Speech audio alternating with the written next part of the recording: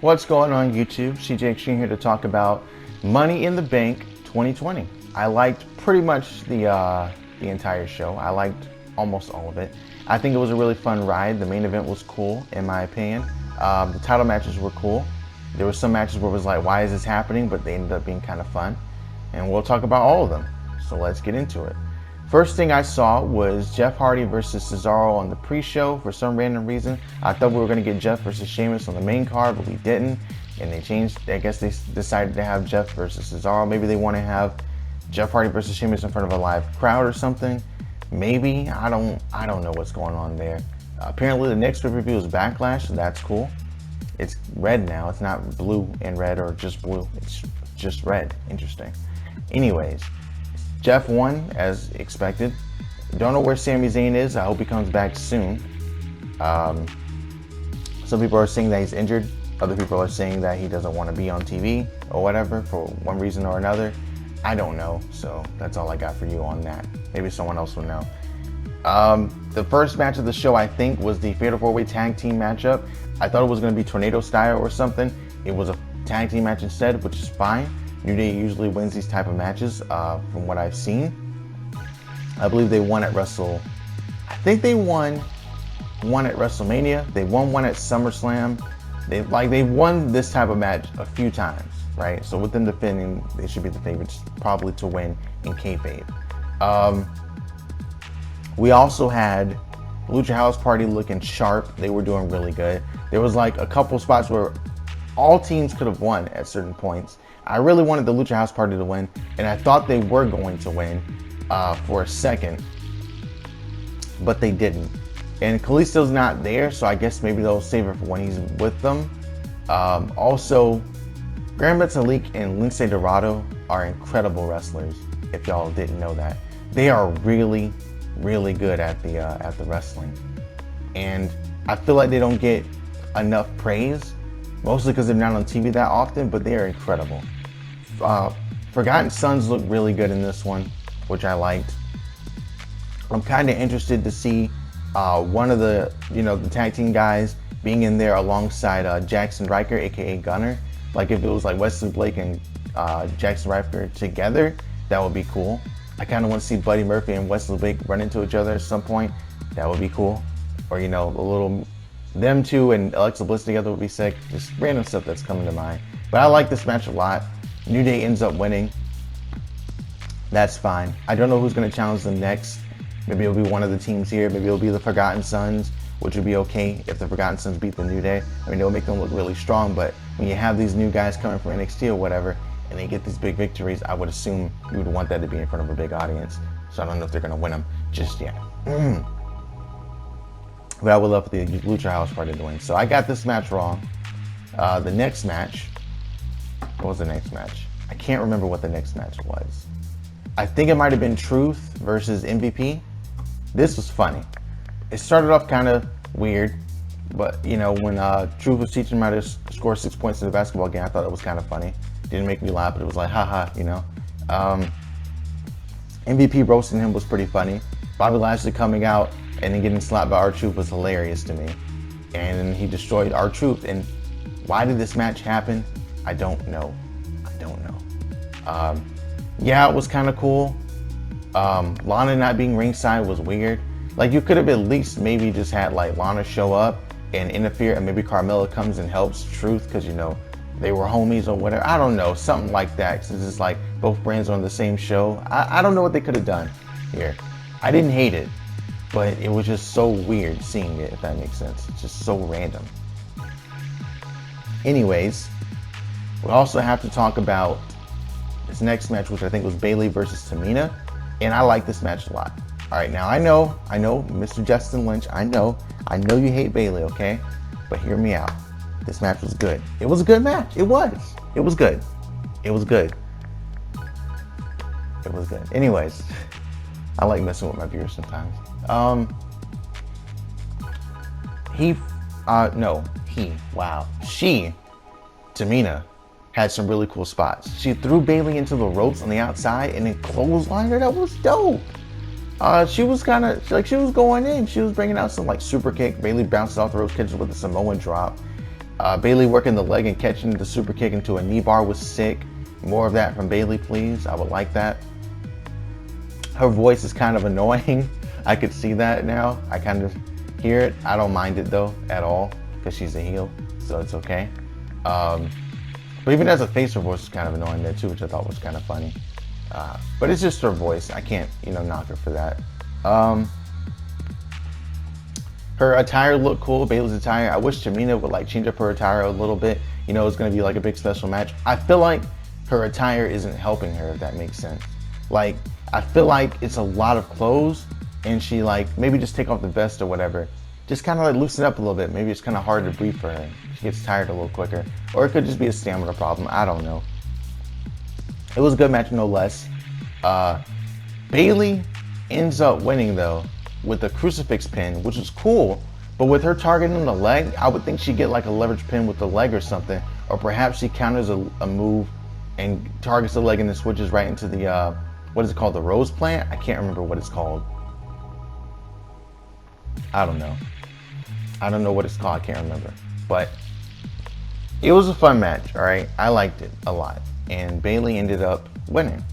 What's next for this match? I think Tamina is going to face Bayley again somewhere down the line because she lost via crucifix pin. That or they're trying to keep Tamina strong, which is something that is interesting to me to see because usually Tamina just gets pinned or is tapped out.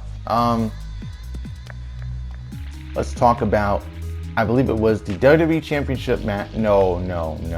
The Universal Championship match. We had Braun versus Bray Wyatt, not The Fiend, Bray Wyatt. I knew this was going to happen, and I liked it. I like the storytelling with the black mask, or the black sheep mask. I like how the puppets were ringside as well. I like how Bray was wrestling. How do I put it? He was a coward, right? To some extent. No. He wasn't a coward. He was just getting his ass whooped by Braun. And then he freaking would catch him with random stuff, which was cool. And I didn't even know this, but Bray and Braun are rather close in height. I didn't know Bray was that tall. I thought he was maybe 6 feet and kind of big. He got to be maybe 6'5". You know what I mean? He's not a small dude. And Cena, I think, is actually 6'5" too, if I'm not mistaken. He's kind of tall. Or is he 6'3"? I'm sorry. The nice tornado DDT was cool. Yeah, when Braun put on the sheet mask and he was going to join Bray, part of me was maybe he'll do it, but I was I know it's a setup. It has to be a setup. But they could do something different here, and if they did, I'd be okay with that. But anyways, we go into Braun taking off the mask, stuffing on it. Great symbolism, hits the power slam. Bray was I told you he was going to join, but then he didn't. And I think now that's going to bring out The Fiend. I think Bray told The Fiend that, hey, we don't need you to beat up Braun. He'll join us. I can convince him. And then he failed. So now The Fiend's going to try to take out Braun and get that title back. I kind of want Braun to have another title defense against someone else that isn't The Fiend before he faces The Fiend and probably loses the title. I think it would be better if he were to take on, if The Fiend was to take on, if Braun was to take on Baron Corbin, King Corbin, and then he loses to The Fiend, I think that would be cool. Now we move on to the Universal Championship. Oh, wait, why is that cool? I gotta elaborate on my thoughts. I don't do that enough. So here's why. I feel like Braun's gonna lose the title to The Fiend, and I feel like Braun, it's been a long time coming for him to become Universal Champion or a World Champion. So I feel like he needs a little bit of a longer reign if he's just gonna lose it to The Fiend or something. Or if he beats The Fiend, at least it's hey, we've seen this man beat, this guy, that guy, the other guy. He beat Goldberg. He beat Bray Wyatt. He beat, King Corbin or whatever. He's been on a roll recently. So when he beats The Fiend, it's kind of not too much of a surprise versus The Fiend just taking another loss. Doesn't necessarily have to happen, but I would be okay with that. Maybe he beats Baron Corbin and then The Fiend attacks him after the match at Backlash and maybe punishes him at Backlash appropriately, right? Moving on, Universal title match was probably, in terms of work rate, it was the best match of the night. Seth Rollins and Drew McIntyre, if that match had a crowd, they would have eaten that up. That was awesome. The spot where he threw Seth off the top rope, Like he's done this plenty of times, but it was really cool to see. Like German suplex and forced him into a backflip was sick. He went for the Claymore and got caught with a super kick. It was just a good match. It was really good, a great match. And Drew ends up winning with the Claymore practically out of nowhere instead of doing the countdown. I like that. I like that he beat him like that. No interference, interestingly enough. No interference for Seth, and Drew shook his hand, which was cool. I don't want Seth to turn face, but I thought it was cool that they shook hands after the match. It showed tremendous character for Drew, because we normally don't see that. A good guy beats the bad guy and shakes their hand afterwards. It doesn't always happen, especially when that heel has been kind of a dick or whatever. Usually that doesn't happen, but when it did, it was nice. It was refreshing. It felt different, and I like that. I don't know what they're gonna do on Raw tonight. I don't know who's gonna face Drew next, but maybe it could be Jinder Mahal, and I'd be fine with that. Jinder Mahal did win the WWE Championship at Backlash against Randy Orton, surprising manner. So maybe they're gonna go with that narrative here against McIntyre at Backlash. I would like that. I could be wrong. I would like that. Maybe I'm missing someone who's been on a roll. But let's move into the Money in the Bank match, the one that y'all want me to talk about. Let's go. Let's get into it. Okay, so we got the men's match. AJ Styles, Aleister Black, Otis, Daniel Bryan, Baron Corbin, Mysterio. Women's match, Lacey Evans, Dana Brooke, Carmella, Asuka, Shayna, Nia. This was a really solid match. I liked it. I liked it and I thought it was fun. I like when Otis trapped AJ Styles underneath the weights, right? I liked Shayna and Nia standoff in like the office. I like how Dana thought she had the Money in the Bank briefcase and she didn't, because she didn't, like, she's been in the Money in the Bank ladder match before. That's the weird thing. She's been in one before, but for some reason she thought the briefcase with money and it was the one that she needed to get. And then Stephanie made a cameo, which is cool. I think Stephanie should have came in and hit her with a pedigree and then took the briefcase and walked away. I think that's what should have happened. But it's okay. She didn't really have to do that. It was cool. It was a cool match. Let's talk about mind control. No, we're going to talk about how AJ Styles is still scared of The Undertaker and he got put into the that room or whatever. That's what threw him in there. That was cool. Brother Love showing up, talking to Rey Mysterio. I couldn't hear Rey Mysterio a couple times, which was weird. But, you know, I think I know what he was saying or whatever. Like, he was saying, "I love you too, bro," to Brother Love. And I think he said, "I gotta go," or whatever. I forget who he was talking to. He had a couple instances where he was talking, I just couldn't hear him. Asuka jumping on all the women's competitors and just kind of trying to avoid any trouble, being smart, was cool. I wish Kairi Sane was there to help her. If Kairi Sane showed up and helped her, that would have been dope. Didn't have to do that, but if they did, it would have been cool. Like, Kairi was just at the headquarters just waiting. Maybe it was like they pretend like she was renegotiating contracts, talking to Vince, and she just comes out to help Asuka. That would have been cool. Didn't have to do that, but of course, I would have liked it. Continuing, we had a spot where Lacey just drilled Carmella with a nice punch. She just broke her jaw because Dana got hit in the face with a picture of Carmella winning the belt, and then Carmella gets drilled by Lacey. That was sick. Shayna got beat up a couple times, which was cool. Shayna choking out Rey Mysterio was cool. It was a lot of spots. Paul Heyman made a cameo. He got hit in the face with some food, and it was a food fight, and Otis and Nia were standing tall. Good one. Hilarious. It was cool they had to stare down. You know what should have happened? Nia should have body slammed Otis and then walked away. I would have liked that a lot. They didn't do that. That's okay.